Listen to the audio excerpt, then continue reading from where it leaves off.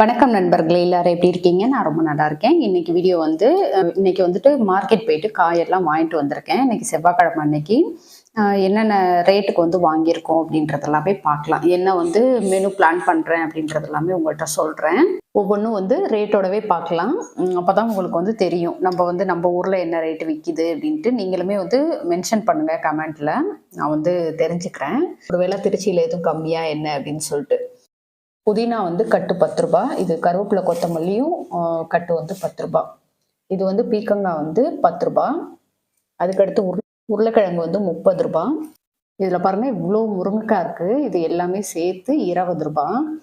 நம்ம வந்து குழம்பு வச்சுக்கிறதுக்கு அதுக்கடுத்து வந்து பொரியல் பண்ணிக்கிறதுக்கெல்லாம் நம்ம வந்து யூஸ் பண்ணிக்கலாம். அதுக்கடுத்து இஞ்சி வந்து 20 ரூபா. இது வந்து இஞ்சி பூண்டு பேஸ்ட் அரைக்கிறதுக்காக வாங்கிட்டு வந்தேன். அதுக்கடுத்து கேரட் வந்து மார்க்கெட் ஃபுல்லாக தேடியுமே எனக்கு கிடைக்கல. எல்லாம் முடிஞ்சிருச்சுன்னு நினைக்கிறேன். நான் வந்து ஒரு 8:30 மணி போல் போயிருந்தேன். முடிஞ்சிருச்சாட்டுக்கு. மிச்சம் வந்து இவ்வளோ தான் ஒரு அண்ணா வச்சுருந்தாங்க. 5 ரூபா அப்படின்னு சொல்லிட்டு கொடுத்தாங்க. இவ்வளோ கேரட்டும் 5 ரூபா அப்படின்ட்டு. வெண்டைக்காய் 5 ரூபா. இது ரெண்டுமே ஒருத்தவங்கள்ட்ட தான் வாங்கினேன் 10 ரூபா அப்படின்னு சொல்லிட்டு. அதுக்கடுத்து லெமன் வந்து 20 ரூபா. இதில் பார்த்தீங்கன்னா வெள்ளரி பிஞ்சு இது வந்து 30 ரூபாய்க்கு கொடுத்தாங்க. இன்றைக்கி வந்து செவ்வாய்க்கிழமை அப்படின்றதுனால நம்ம வந்து வெத்தலை தீபம் ஏற்றுவோம் இல்லையா, அதுக்காக வந்துட்டு வெத்தலை வாங்கிட்டு வந்திருக்கேன். இதில் வந்து பூ இருக்குது. இந்த வெத்தலை தீபம் பற்றி நிறைய பேர் கேட்குறீங்க, எப்படி வந்து ஏற்றுறது அப்படின்னு சொல்லிட்டு இன்றைக்கி வந்து எடுத்துகிட்டு உங்களுக்கு போஸ்ட் பண்ணுறேன். இது எதுக்காக செய்கிறது அப்படின்னு பார்த்தோம்னாக்கா, வீடு வாங்கணும், இடம் வாங்கணும், அதுக்கடுத்து வந்து நல்ல வேலை கிடைக்கணும், திருமணம் ஆகாதவங்களுக்கு வந்து திருமணம் ஆகணும், குழந்தை பிறக்கணும், இந்த மாதிரி என்ன வேண்டுதல் வேணால் உங்களுக்கு என்ன இருக்கோ அந்த வேண்டுதல் வச்சு நீங்கள் வந்து வேண்டிக்கலாம். நான் வந்து ஈவினிங் இந்த விளக்கு ஏற்றுறப்போ உங்களுக்கு எப்படி பண்ணுறது அப்படின்றத வந்து காட்டுறேன். அதுக்கடுத்து வந்து காளான் வந்து 30 ரூபா இந்த பேக்கெட்டு. எப்பயுமே வந்து விலை கூட இருக்கும். இந்த டைம் என்னன்னு தெரில, 30 ரூபா அப்படின்னு சொல்லிட்டு கொடுத்தாங்க. இது வந்து இன்னைக்கு வந்து பெப்பர் ஃப்ரையாக பண்ணிக்கலாம் அப்படின்ட்டு இருக்கேன். அந்த மெனுவுமே உங்களுக்கு எப்படி பண்ணுறேன் அப்படின்றத வந்து காட்டுறேன். யூஸ்ஃபுல்லாக இருக்கும், ட்ரை பண்ணி பாருங்கள், ரொம்ப டேஸ்ட்டாக இருக்கும். அதுக்கடுத்து பெரிய வெங்காயம் வந்து கிலோ 40 ரூபா அப்படின்னு சொல்லிட்டு வாங்கினேன். அடுத்து மாங்காய் வந்து 20 ரூபா. பீட்ரூட் வந்து 10 ரூபா அப்படின்னு சொல்லிட்டு. எத்தனை பீட்ரூட் இருக்குது பாருங்கள். ஒரு சில இது வந்து குட்டியாக இருக்கும், ஒரு சில இது நல்லாயிருக்கு. நமக்கு வந்து 10 ரூபா அப்படின்றப்போ ஓகே தான். இது வந்து சேனைக்கிழங்கு பொரியல் பண்ணுறதுக்காக கல்யாண சேனைக்கிழங்குன்னு சொல்லுவோம் இல்லையா, அது செஞ்சோன்னா ரொம்ப டேஸ்ட்டாக இருக்கும், எல்லாம் விரும்பி சாப்பிடுவாங்க. இது வந்து அரை கிலோ 30 ரூபா அப்படின்னு சொல்லிட்டு வாங்கினேன். அதுக்கடுத்து கத்திரிக்காய் வந்து 10 ரூபா புளிக்குழம்பு வைக்கிறதுக்கு, அதுக்கடுத்து வந்துட்டு பொரியல் பண்ணுறதுக்கெல்லாம் நமக்கு நல்லாயிருக்கும். அதுக்கடுத்து ஆரஞ்சு வாங்கிட்டு வந்தேன். இப்போ சீசன் போல் இருக்குது, நல்லா எல்லா பக்கமுமே நிறைய வச்சுருக்குறாங்க. இது வந்து 2 கிலோ வந்து 100 ரூபா அப்படின்னு சொல்லிட்டு வாங்கினேன். நமக்கு வந்து தோல் தான் ஒரு மாதிரி இருக்கும்.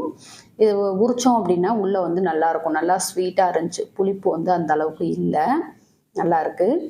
இந்த திங்ஸ் தான் வந்து நான் மார்க்கெட்டில் போயிட்டு வாங்கிட்டு வந்தேன். நான் ஞாயிற்றுக்கிழமை வந்து என்னால் போக முடியலை. அன்றைக்கி வந்துட்டு பழனி போயிட்டோம். பங்குனி உத்திரம் அப்படின்றதுனால பழனி போயிட்டோம். அதனால் இன்றைக்கி போயிட்டு வாங்கிட்டு வந்தேன். உங்கள் ஊரில் இந்த மாதிரி தான் ரேட்டு இருக்கா, இல்லை இது அதிகமாக இல்லை கம்மியாக அப்படின்றத வந்து கண்டிப்பாக கமெண்ட்டில் மென்ஷன் பண்ணுங்கள். ஃபஸ்ட்டு காளான் வந்து க்ளீன் பண்ணுறது பார்த்துக்கலாம். இந்த மாதிரி காளான் வந்து ஒரு பாத்திரத்துக்கு மாற்றிட்டு அதில் வந்து குட்டி குட்டியாக மண் இருக்கும், அதெல்லாம் எடுக்கிறதுக்காக தண்ணி ஊற்றி அது கூடவே வந்து கொஞ்சோண்டு கல் உப்பு போட்டுக்கோங்க. போட்டுட்டு இதை வந்து ஒரு 10 நிமிஷம் ஊற விட்டுருங்க. ஏன்னா அப்போ தான் அதில் உள்ள கிருமியாக இருக்கட்டும் இல்லை அந்த மண்ணாக இருக்கட்டும் ஊறி டக்குன்னு போகும். இப்போ நம்ம நல்லா வந்து கழுவி எடுத்துக்கிட்டோம். 2 பெரிய வெங்காயம், அதுக்கடுத்து வந்து 3 பச்சை மிளகாய் எடுத்துருக்கிறேன். இந்த மாதிரி காளானை வந்து உங்களுக்கு என்ன சைஸ் தேவையோ அது மாதிரி வந்து கட் பண்ணி எடுத்துக்கலாம். நான் வந்து இந்த மாதிரி வந்து கட் பண்ணி எடுத்துக்கிறேன். இப்போ நம்ம வந்து இதை பொடுசாக கட் பண்ணி எடுத்துக்கிட்டோம் நமக்கு தேவையான சைஸில்.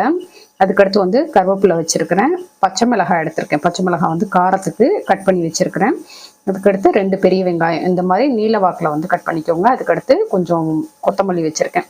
முடிஞ்ச அளவுக்கு வெஜிடபிள் கட் பண்ணுறதுக்கு வந்து பிளாஸ்டிக் கட்டர் வந்து யூஸ் பண்ணாமல் நான் பார்த்தீங்கன்னாக்கா மரத்தில் வந்து வெட்டி எடுத்தது தான் யூஸ் பண்ணிகிட்ருக்கேன். இது மாதிரி நம்ம பண்ணுறப்போ அந்த மரத்துகள் போனால் கூட நமக்கு ஒன்றும் பண்ணாது. ஆனால் பிளாஸ்டிக் வந்து கொஞ்சம் கொஞ்சமாக நம்ம வயிற்றுக்குள்ளே போகிறப்போ அது வந்து நம்ம ஹெல்த்தையே பாதிக்கும். நமக்கே தெரியாத அளவுக்கு அது வந்து ஒரு பெரிய பாதிப்பை ஏற்படுத்தும். அதுக்காக சொல்கிறேன். இப்போ இது வந்து எப்படி ப்ரிப்பேர் பண்ணுறதுன்றதை பார்க்கலாம். பாத்திரத்தில் வந்து எண்ணெய் வச்சுருக்கேன். இதில் கடுகு, சீரகம், உளுந்து இது 3 போட்டுட்டு தாளிச்சிக்கலாம்.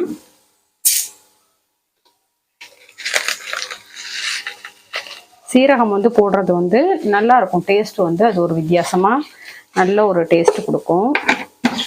அதுக்கடுத்து கருவேப்பிலை போட்டுக்கலாம்.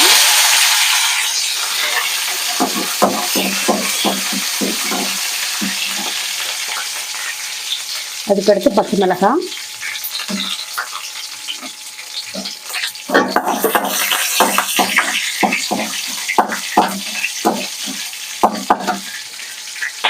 அதுக்கடுத்து வெங்காயம் வந்து நல்லா அப்படி உதிர்த்து போட்டுக்கோங்க.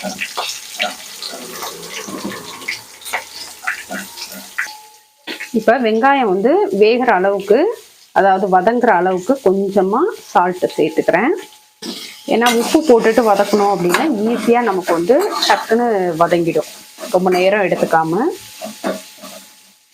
இப்போ இந்த அளவுக்கு வந்து வெங்காயம் வதங்கி, அதாவது கண்ணாடி பதம்னு சொல்லுவோம் இல்லையா, இந்த அளவுக்கு வந்ததுக்கு அப்புறமேட்டுக்கு நம்ம காளான் வந்து சேர்த்துடலாம். காளான் வந்து செய்கிறப்போ நம்ம வதங்குறப்பவே அது வந்து நிறைய தண்ணி விடும். அதனால தண்ணின்றது வந்து சேர்க்காம இது வந்து ட்ரையாக தான் நம்ம வந்து பண்ண போகிறோம்.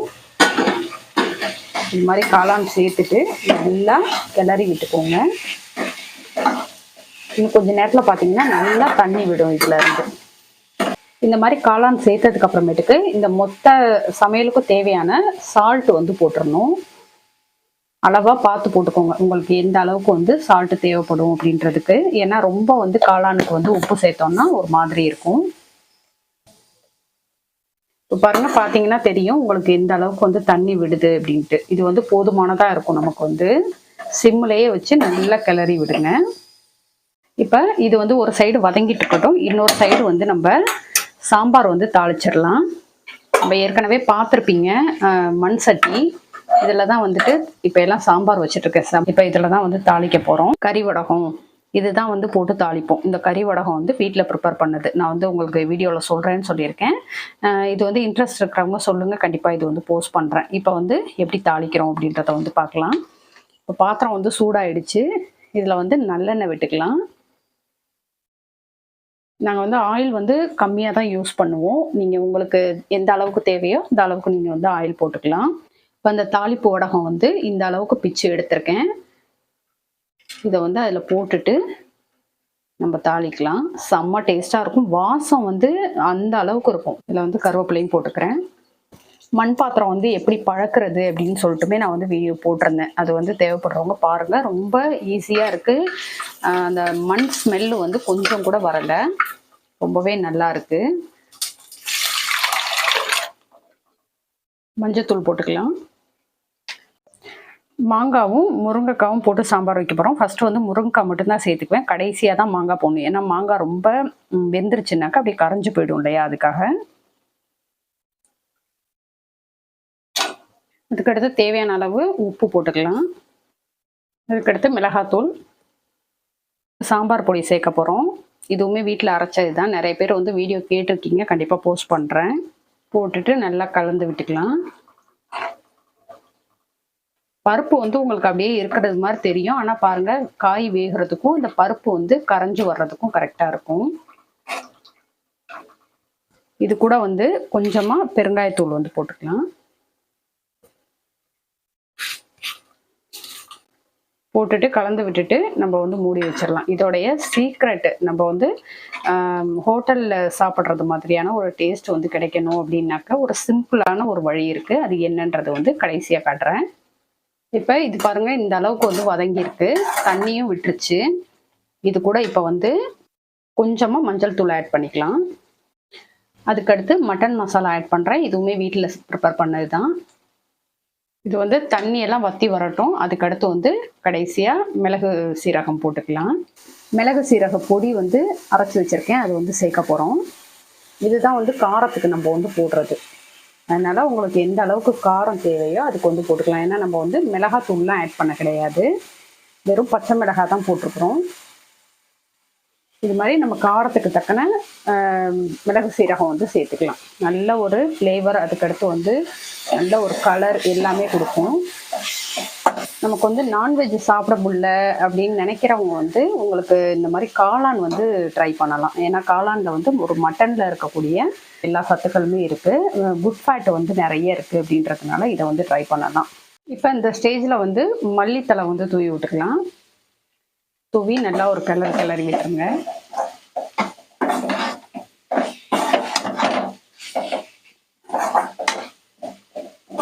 இப்போ பாருங்கள், கலர்லேருந்து டேஸ்ட்லேருந்து எல்லாமே செம்மையாக இருக்கும். கண்டிப்பாக ட்ரை பண்ணி பாருங்கள். ட்ரை பண்ணி பார்த்துட்டு எப்படி இருக்குன்னு கண்டிப்பாக கமெண்ட்டில் சொல்லுங்கள். மெத்தடில் வந்து நீங்கள் மட்டன், அதுக்கடுத்து சிக்கன், எக்கு இந்த மாதிரி கூட இந்த மாதிரி நீங்கள் வந்து ட்ரை பண்ணி பார்க்கலாம். ரொம்ப ரொம்ப டேஸ்ட்டாக இருக்கும். இப்போ இந்த ஸ்டேஜில் வந்து மாங்காவும் சேர்த்துட்டோம் நம்ம. இது டேஸ்ட் அதிகமாகிறதுக்கு, அதாவது ஹோட்டலில் மாதிரி டேஸ்ட்டாக இருக்கிறதுக்கு வந்து ஒரு சீக்ரெட் என்னன்னு பார்த்தீங்கன்னாக்கா, கொஞ்சமாக வெல்லம் வந்து போடணும். வெல்லம் போட்டோம் அப்படின்றப்போ ரொம்ப ரொம்ப டேஸ்ட்டாக இருக்கும். அப்படியே வந்து ஹோட்டலில் சாப்பிட்ற அந்த சாம்பார் மாதிரி இருக்கும். இது கூடவே வந்து கொஞ்சோண்டு கொத்தமல்லி இலையும் தூவி விட்டுறலாம். இப்போ சமைச்சு முடிச்சிட்டோம். முடிச்ச விட்டே வந்து ஃபஸ்ட்டு சாமிக்கு எடுத்து வச்சுருவேன். இதில் வந்து கொஞ்சமாக நெய் விட்டுட்டு அப்படியே எடுத்து சாமிக்கு வந்து பிரசாதமாக வச்சுருவோம். இந்த மாதிரி வந்து செய்யுங்க. நம்ம வீட்டில் வந்து விக்கிரகம் வச்சுருக்கோம் அப்படின்றதுனால நாங்கள் மதியம் செஞ்ச விட்டே எடுத்து சாமிக்கு வச்சுருவோம். இப்போ இது சூடு ஆறுன விட்டு சாமிகிட்ட வச்சுருவேன். இன்றைக்கி வந்து செவ்வாய்க்கிழமை ஏற்றக்கூடிய 6 விளக்கு பூஜை, அதை பற்றின வீடியோ தான் பார்க்க போகிறோம். இதில் பார்த்தீங்கன்னாக்கா நம்ம வெத்தலை தீபம், வெத்தலையில் வந்து நம்ம தீபம் ஏற்றுறது தான் இதோடைய ஸ்பெஷல். நம்ம வந்து வீடு வேணும், அதுக்கடுத்து வேலை, குழந்தை, இது மாதிரி திருமணம் ஆகணும், இது மாதிரி எந்த ஒரு வேண்டுதலாக இருந்தாலும் சரி, இந்த மாதிரி நீங்கள் வந்து பண்ணுறது மூலமாக உங்களுக்கு கண்டிப்பாக 100% வந்து அது நடக்கும். இப்போ இதில் காட்டியிருக்க மெத்தடு வந்து செய்கிறப்போ ரொம்ப ரொம்ப ரொம்ப சுத்தமாக இருக்கணும் அப்படின்றது வந்து ஃபஸ்ட்டு. நம்ம வந்து நான்வெஜ் எல்லாம் சாப்பிட்டுட்டு இதெல்லாம் பண்ணக்கூடாது. இதுக்கான டைமும் நான் வந்து உங்களுக்கு சொல்கிறேன். இப்போ இங்கே வந்து 6 விளக்கு வச்சுருக்கிறது வந்து கோயிலில் ஏற்றுறதுக்காக, இன்றைக்கி செவ்வாய்க்கிழமை கோயிலுக்கு போயிட்டு முருகனுக்கு ஏற்றுறதுக்காக. இந்த ஒரு தீபம் பார்த்தீங்கன்னாக்கா நம்ம வந்து 6 திரி போட்டு, அதாவது சிகப்பு திரி 6 போட்டு வெத்தலை மேலே ஏற்றுவோம். அது எந்த மெத்தடில் பண்ணுறது அப்படின்றத வந்து பார்க்கலாம். இது மாதிரி வெத்தலையுடைய காம்பை வந்து கிள்ளி தனியாக எடுத்துக்கணும். இந்த வெத்தலையை வந்து தனியாக வச்சுக்கோங்க. வெத்தலை வந்து நல்லா வாஷ் பண்ணி எடுத்துக்கோங்க. உங்களுக்கு வந்து அன்னைக்கே கிடைச்சாலும் ஓகே தான். இல்லை நீங்கள் வந்துட்டு மொதல் நாளே வாங்கி ஸ்டோர் பண்ணி வச்சுக்கிட்டாலும் ஓகே தான். எப்படியோ நமக்கு வந்து வெத்தலை கிடைச்சா போதும். அந்த காம்பு மட்டும் நம்ம வந்து கிள்ளி எடுத்துக்கணும். இப்போ இந்த மண் விளக்கு பார்த்தீங்கன்னா, மண் விளக்கு தான் கண்டிப்பாக வைக்கணும். இந்த மண் விளக்கில் வந்து பொட்டெல்லாம் வச்சுருக்கேன். இதில் வந்துட்டு இந்த காம்பை வந்து இப்படி போட்டு வச்சுக்கணும். போட்டுட்டு நெய் தீபம் ஏற்றுறது ரொம்ப ரொம்ப ரொம்ப நல்லது. ஒருவேளை உங்களுக்கு நெய் கிடைக்கல, என்னால் நெய் எல்லாம் போட்டு ஏற்ற முடியாதுன்னு நினைக்கிறவங்க நல்லெண்ணெய் விட்டு ஏற்றலாம். இப்போ இந்த வெத்தலையில் பார்த்தீங்கன்னாக்கா நுனி பகுதி இருக்குது பார்த்தீங்களா, இந்த இடத்துல வந்துட்டு மஞ்சள் வச்சு, மஞ்சளும் அதுக்கு மேலே வந்துட்டு குங்குமமும் வைக்கணும். இது மாதிரி ஒவ்வொரு வெத்தலையிலையுமே 6 வெத்தலையில் இது மாதிரி நுனி பகுதியில் வச்சு எடுத்துக்கணும். இது மாதிரி வந்து ஒன்று மேலே ஒன்று வச்சுக்கணும். இந்த நுனிப்பகுதி வந்து கிழக்கு திசை பார்த்து இருக்கணும். கிழக்கு திசை பார்த்து வச்சுக்கோங்க. இதில் இன்னொரு ஸ்பெஷல் என்ன அப்படின்னு பார்த்தீங்கன்னாக்கா, உங்களுக்கு ஒரு இடம் வாங்கணும் அப்படின்னு சொல்லி பிளான் பண்ணியிருக்கீங்க, கண்டிப்பாக அந்த இடம் தான் வேணும் அப்படின்னு நினச்சிட்டு இருக்கீங்கன்னா, அந்த இடத்தோடைய மண் இருக்குது பார்த்தீங்களா, அந்த மண்ணை வந்துட்டு இந்த இடத்துல கொஞ்சமாக வச்சு அது மேலே வந்து இந்த விளக்கை வச்சு 6 சிகப்பு திரி போட்டு ஏற்றணும். இது வந்து செவ்வாய்ஹோரையில் ஏற்றுனீங்க அப்படின்றது வந்து ரொம்ப ரொம்ப விசேஷம். கண்டிப்பாக அது வந்து நடக்கும் அப்படின்னு சொல்லுவாங்க. செவ்வாய்ஹோரை அப்படின்றது வந்து செவ்வாய்க்கிழமையிலையும் வரும், மற்ற நாட்கள்லையும் வரும். அதிகபட்சம் வந்து செவ்வாய்க்கிழமை அன்னைக்கு வர்ற செவ்வாய்ஹோரையில் ஏற்றுறது நல்லது. செவ்வாய்க்கிழமை அன்னைக்கு எந்தெந்த டைமில் வந்து ஹோரை டைம் இருக்கும் அப்படின்னு சொல்கிறேன். காலையில் வந்து 6 to 7 வந்து செவ்வாய்ஹோரை, அதுக்கடுத்து மதியம் 1 to 2, திரும்ப நைட்டு 8 to 9. நான் வந்து இன்னைக்கு நைட்டு 8 to 9 தான் ஏற்றுவேன். அதனால் வந்து உங்களுக்கு எப்படி வந்து ரெடி பண்ணுறதுன்னு காட்டியிருக்கேன். நாங்கள் வந்து ஒரு இடம் வந்து பிளான் பண்ணியிருக்கோம். கொஞ்சம் அது வந்து தடங்கலாயிட்டே இருக்குது. அதுக்காக வந்துட்டு அந்த இடத்தோடைய மண் வச்சு தான் இப்போ நான் மேலே வந்து ஏற்ற போகிறேன். கண்டிப்பாக எனக்கு அது கிடைக்கணும் அப்படின்னு சொல்லிட்டு, ஏன்னா அது வந்து ஒரு விஷயத்துக்காக பிளான் பண்ணி வச்சுருக்கோம். அதனால கண்டிப்பாக அது கிடைக்கணும் அப்படின்றதுக்காக சின்ன சின்ன இடையூறுகள் வந்துக்கிட்டே இருக்குது. அதுக்காக அதெல்லாம் வந்து நீங்கிட்டு கண்டிப்பாக அந்த இடம் தான் வேணும் அப்படின்றதுக்காக இந்த மாதிரி வந்து செய்ய போகிறேன். இப்போ செவ்வாய்க்கிழமை நைட்டு 8 மணிக்கு வந்து இந்த தீபம் ஏற்றி வச்சுருக்கேன். அடிப்பகுதியில் பாருங்கள், நான் வந்து சொன்னேன் பார்த்தீங்களா, மண் வச்சு ஏற்றுறது, அந்த முறையில் வந்து மண் வச்சு ஏற்றிருக்கிறேன். இந்த வெத்தலையோடைய நுனி பகுதி வந்து கிழக்கு திசை பார்த்துருக்கணும். இதில் வந்து 6 சிகப்பு திரி வந்து போட்டிருக்கிறேன். நீங்கள் வந்து ஒவ்வொரு விளக்கா, அதாவது 6 விளக்கு தனித்தனியாக வச்சு கூட ஏற்றலாம். அது ஒரு மெத்தடில் பண்ணலாம்.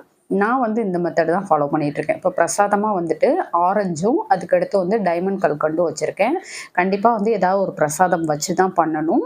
இப்போ இந்த தீபம் வந்து தானாக மலை ஏறணும் அப்படிலாம் கிடையாது. நம்ம தான் வந்து அந்த ஒரு 9 மணிக்குள்ளே நம்ம வந்துட்டு அதை மலை ஏற்றி விட்டுறணும். அந்த மாதிரி பண்ணணும். தானாக வந்து அது இதாகக்கூடாது.